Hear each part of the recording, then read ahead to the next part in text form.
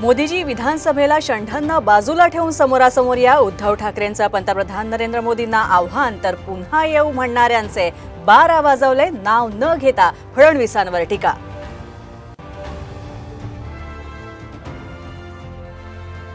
मुस्लिमांना आता ओवैसींपेक्षा ठाकरेच मसीहा वाटू लागलेत, शिंदेंची टीका। तर होय, आम्हाला मुस्लिमांसोबत देशभक्तांची मतं मिळाली, ठाकरेंचं प्रत्युत्तर।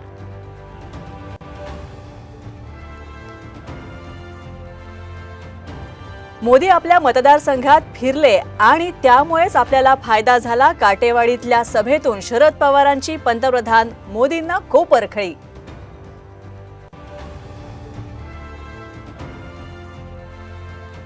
नारायण राणे भ्रष्ट मार्गाने निवडून आले, त्यांची निवड रद्द करा। विनायक राऊतांची निवडणूक आयोगाला नोटीस। राणेंवर 5 वर्ष निवडणूक लढवण्यावर बंदी घालण्याचीही केली मागणी।